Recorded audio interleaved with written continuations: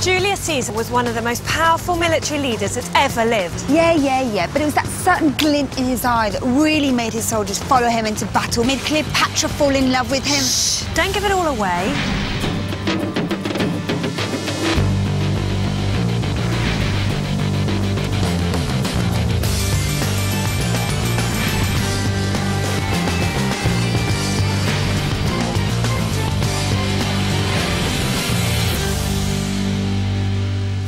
Julius Caesar was born in 100 BC and died in 44 BC. If that sounds a bit weird, the way BC numbers work is BC stands for before Christ. So if you've got a scale, numbers today go upwards, numbers then go backwards. If you imagine the birth of Christ is 0, 100 years BC is longer ago than 44 years BC. Yeah. He was born to a modest but respectable family in the Suburra quarter of Rome. And in fact, the way you pronounce his name is this: Gaius Julius Caesar. Bit weird, but there you go. Being a child in Roman times was a very different experience to today. The fashion of the day was togas. They were basically 8-metre-long white sheets cunningly arranged around the body. They must have been a bit drafty, but they were practical and showed a person's social status. Only Roman citizens could wear them, and emperors wore purple ones.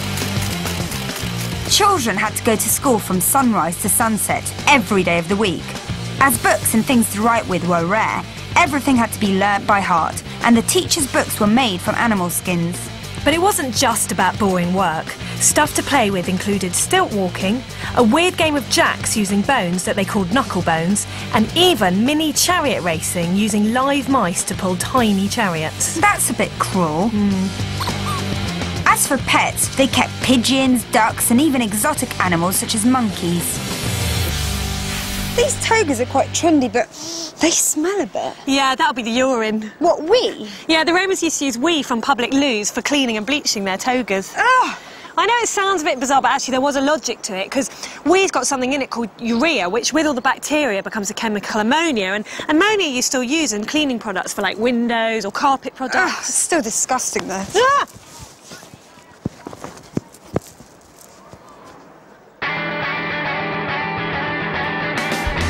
You couldn't really go into battle wearing a toga.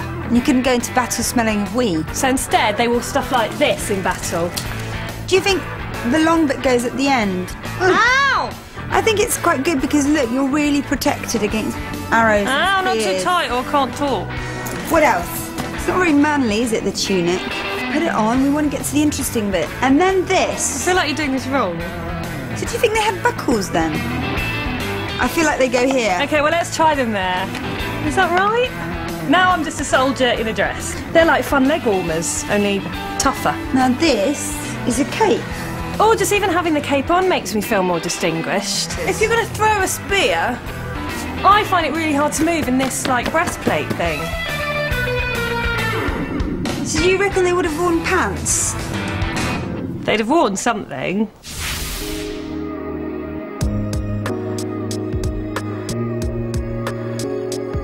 Caesar's rise to power began when he got his first political position of aedile, which is a bit like a mayor today. Some of his more boring duties included dealing with traffic issues and construction. Traffic was a real problem. On the narrow streets of Rome, the little wooden carts piled with hay tried to squeeze past horse-drawn carriages, and underfoot there were dogs and cats, children with monkeys. Yeah, but he also had the fun job of organising the Roman games in the famous Circus Maximus. Yes.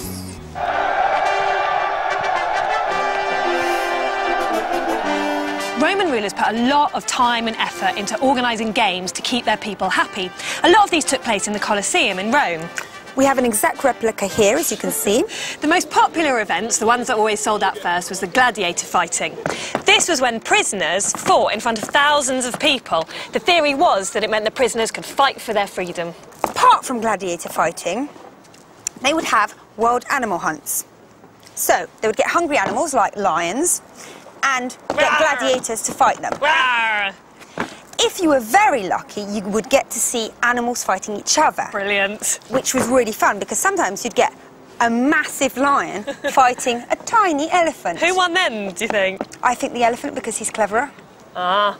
But actually it was really sad, because lots of animals were killed.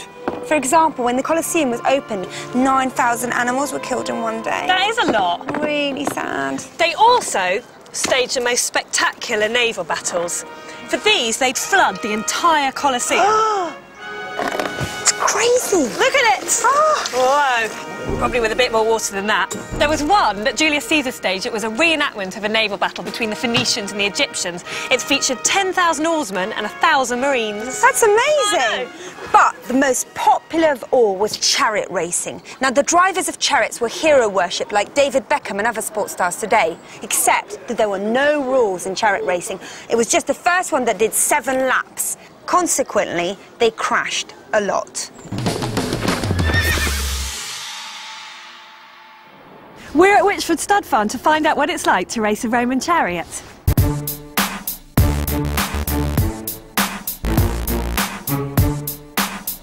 So why are we doing this with a carriage, not a Roman chariot? For safety, it's very important we look after the horses nowadays. So we have brakes on there. So when you go driving to learn, everything is nice and comfortable for the horse. Okay. He's to be around for a little bit longer, we want him to be. Okay, and this one. You put that one on there then, the same chain link. Again on the second link? Yes. So we're doing this on a carriage, not a chariot, just because it's a bit safer. Obviously, as we don't know what we're doing, yeah, it's a bit safer. I feel quite excited suddenly. Yeah, I feel quite excited. I'm very excited we're not going on the 2-wheel chariot where you can crash and die. You are, though. Oh, we are. Just not now. Now, to turn right, you pull on the right rein and give a little bit with the left. OK, that seems simple enough. So you just keep them together. Oh, no, they're going off the road. Well, what do we do? I'm getting them right. That's it. Oh, no. That's too fast. Oh, they're galloping. Calm down. Oh, no. Oh, calm, trot, calm down. Fran, are you impressed by this? I'm quite impressed. Well, you try doing it, clever clogs. Trot on. I have to do it in a deep voice like you. That's it. Trot on. That's better, Fran. You're getting a bit faster. That's fine. Remember not to scream. Oh, sorry, mustn't scream, mustn't scream. Slow down. Why aren't we slow? They are slowing down. You say, whoa. Whoa. Dan, let's just get one thing straight. Is there a possibility of the chariot falling over? No, there isn't. Everything's going to be... You can't have that. The chariots are designed not to flip over so easy because safety for horses. And it's quite... And for us? Not for the horses. Don't really trust you, but... OK, let's go and do it. Here we are. Wow. They look like real Roman chariots. Wait, hang on. Why don't they have backs? They do have a back. Well, why don't they have a front then? Dan? They do have a front. It's the back. But then don't we fall out all the time? That's where your balances come into play. Oh, OK. So which one is ours? The red one. Red. Right to the back. OK, well, let's get it out then, I guess. Come on now, you lift the front one up. Oh, in here? In that gap. OK, so I'm just turning it round. I'll just watch. I'll be Julius Caesar. Here we go. Oh. I don't think the chariot racers had to do this by themselves, did they? The lower-end budget ones did. Now, come on, move in. Get in the mood for the race. The Romans did have a chant. Did they? For the... Are they? Are they? There you go. That'll do. Leave that one there. I think this is more like being a Roman slave than being a Roman chariot racer. They were slaves, a lot of them. Were they? It was a highway up to rich fortune. Oh, was it? An easy way out, if you didn't die. Yeah, that is a drawback to the job, to be fair. OK. Well, you know. So come on then. Let's see. Are they, is it? That's it, are they? Can't flow. I don't really know which 1, one's 2, 3. Are they? Here we go. All the way out then.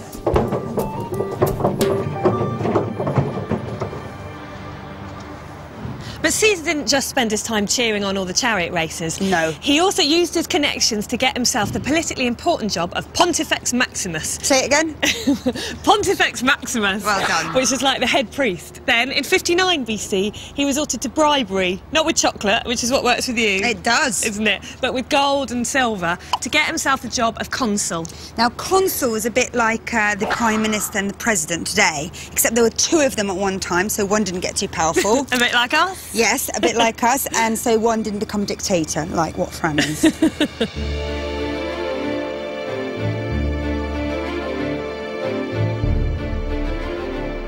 In 58 BC, Caesar disappeared off to southern France, but he soon got a bit bored of being governor there, so he decided to start the Gallic Wars, a campaign that was to last for 9 years. The beginning of his conquest in Europe began in 58 BC with what was known as the Helvetic Campaign, the storming of Switzerland. He went on to Belgium, which he conquered in 57 BC. In 56 BC, it was the turn of the Veneti. And in 55 BC, Germany was to fall to Caesar's command. Caesar destroyed and looted every place that he went to, all the time increasing his personal wealth and glory. He plundered a massive 800 cities, killed 3 million men, and made another 1 million into slaves.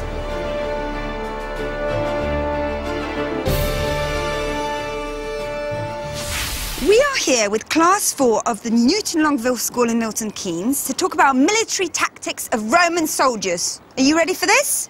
Yeah! Okay, so Roman soldiers had 3 main types of weapons. Yeah. This was a gladius, a sword. Pretty deadly, huh? Okay, this was a pilum. What is this? Spear. A throwing spear, brilliant. And this was a pugio. What do you reckon this is? A dagger, a deadly dagger. What we're really interested in is something called tortoise fighting. The soldiers were taught to fight as a group, so when they'd march into battle, they'd hold their shields really close together. Then, when the enemy attacked with arrows, they'd lift their shields over their head to form like a protective roof. They called it a testudo, a tortoise. So have you got your shields? Yeah! Okay, Roman soldiers, and left. 1, 2, 3, 4, 5, 6, 7, 8. And right. 1, 2, 3, 4, 5, 6, 7, 8. And up. 1, 2, 3, 4, 5, 6, 7, 8. Halt. And back. 1, 2, 3, 4, 5, 6, 7, 8. And at ease.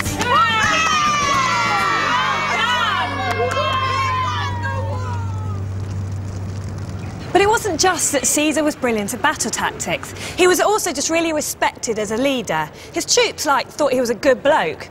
His thing was that he'd always put himself at the front line of battle. So he'd be the first to swim across a river to give his troops confidence that they weren't going to be eaten by a trout or something.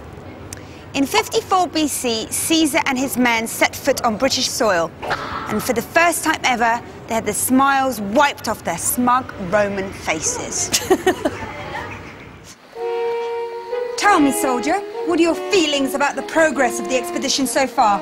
Well, it was a bit tricky fighting in the water in all this armour. Oh, come on, they only had the upper hand because they're used to this kind of combat. They did look scared when they saw our ships approaching, didn't they? Didn't see them for dust fleeing to their villages. I can't believe they asked for a truce and gave up hostages. We mustn't get too comfortable, though. The recent storms have ravaged our ships. They know that we are lacking in cavalry and corn. I predict that they'll renew the war. Why is this tiny island causing us so much trouble? We conquered the rest of Europe easily. Don't worry, soldier. Remember that before we came here, Britain was thought to be a mythical place. Now that we know the way in which these barbarians do battle, we will come back with not 2 but 5 legions of soldiers and 2,000 cavalry troops. The Britons have not yet seen the last of the Romans.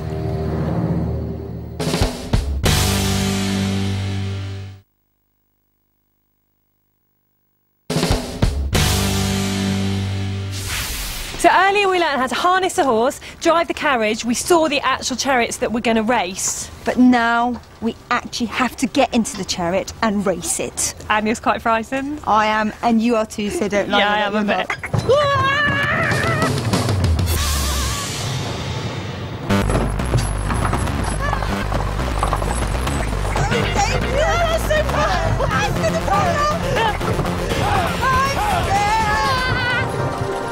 Okay, then who's going to go first? I don't want to go first. All right, I'll go first. OK, then, so it's exactly the same. The same as on the carriage? It is. Okay. But on here, you see, we have loops to cheat. That one in there. OK. That one in there. If you come to the middle... Yeah. Go down your legs a little... Wider? Wider Bring legs. one Is that forward for the and one back. balance? There. For the balance? Yeah. OK. Yeah. Ask him to walk on, then. Walk on. Good luck, Fran! Oh, no, that's too fast. Come on, Fran! There you go. Whoa. I'm quite impressed. I think she looks quite good. No.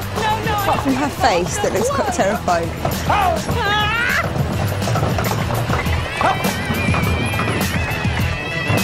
Fran, smile! Whoa, lads. Well done! A mighty one! You're so busy concentrating on just not falling over. I didn't even know what the horses just do it all for you. Really? Well, I was so busy just concentrating on not falling flat on my face. You look like you're going to bite your tongue off. You had your tongue in. That's the only thing I learnt from watching you. Don't have your tongue out. That's because I was concentrating so hard. OK. So basically, just don't fall over. OK. It just feels so much faster than it looks. It feels like you're going at like 1,000,000 miles per hour, and actually I was probably only trotting along, but it's so bumpy. Whoa! Sorry. Wait, don't test me yet. Whoa! Don't test me yet. Oh, I have to go round the bollards. The things. OK, come on, I'm going to do this. Oh, Whoa, sorry! No! There's a cone trapped in the wheels! She went over the Sorry! Go on! Ah! Yeah, that's too fast!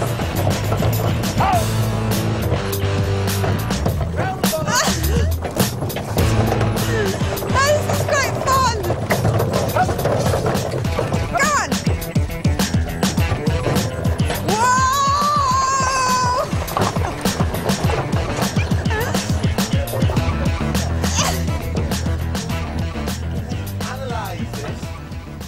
So why are you in the middle of the track? Because I think it was about speed. I don't think it was about the rules. In Roman days, they didn't care about bollards and things. They just cared about speed, getting to the finishing line, winning a race. Excuse me? Well, What are we supposed to What do do you with say to that, Miss Dykczak? I think you'll find that the public would have loved me, as would have Julius Caesar.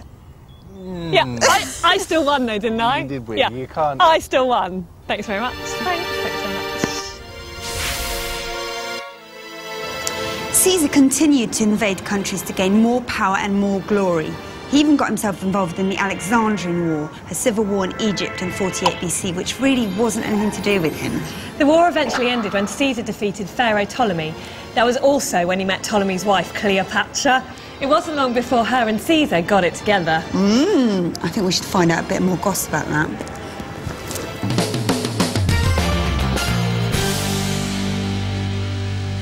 Ben, put your book down. We need to speak to you. Hi, Ben.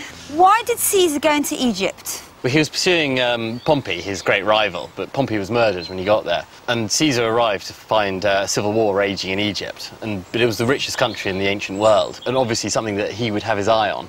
But then why didn't he just invade, take over as leader like he'd done in all the other countries? Well, he didn't have a big enough army with him, because he had to defend his position in Rome and the rest of the empire. So he was there for a very small force, and he thought that he could win this country in a completely different way by forming alliances who would rule on his behalf, and he could manipulate. And that was Cleopatra. Ah, always the little lady. Yes, indeed. So what was his relationship with Cleopatra? They were both drawn together because they were very similar people. They both had fantastic political instinct and the will to conquer other people and the thirst after power. But Caesar was in his 50s and Cleopatra was only 21, but she was obviously a great political genius, very similar to Caesar. So were they actually like in love, do you think? Well, a very interesting question, and no one quite knows. Cleopatra was certainly very ambitious and saw Caesar as a way of defeating her husband and half-brother and taking control of Egypt. That was her agenda, and Caesar's agenda was also to get his hands on this amazingly rich and wealthy country. The thing is, though, the story goes that the first time Caesar met Cleopatra, she was rolled up in a carpet. So what's that about? That's right. Cleopatra was engaged in a civil war with her half-brother and husband. That's no reason to wrap yourself in a carpet, though. No, but Caesar had come to Alexandria, which was controlled by Cleopatra's enemies. And if she had tried to go back to her old city and her old palace, she would have been killed or captured. So she had to be smuggled in. And what better way to do it than as a present for Caesar, rolled up in a carpet. Ah, cool. Thanks, Anne. Go back to your book. Thank you. Will do. Thank you. Bye. Bye. Imposter, tell me at once who you are, as I promised you I have no qualms about killing a woman. I am Cleopatra, Queen of Egypt, and you are Julius Caesar, the most powerful man in the world. I'm not in the habit of hiding my identity in a carpet, but I felt I had no choice, otherwise my brother's spies would have had me killed. Yes, he does seem to like doing away with people, doesn't he? He presented me with the head of my son-in-law, Pompey. Pompey was your bitter enemy.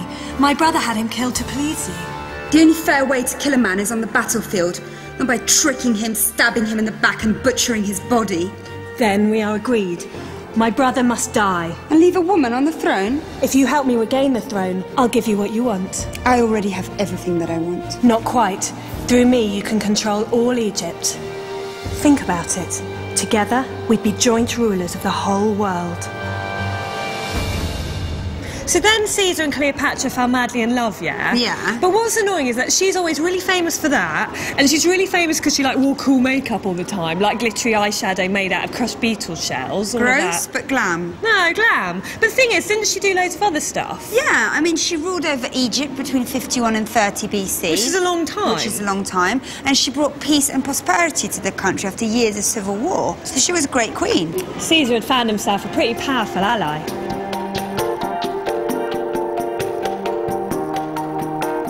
So it wasn't long before Caesar gave himself ultimate power by becoming sole consul and dictator. He started wearing triumphal regalia. Sorry, what's that? Posh outfits. Oh, right. And had 24 bodyguards around him at all times. That's like Jennifer Lopez, that is. Exactly the same. He became power crazy and lost all his friends.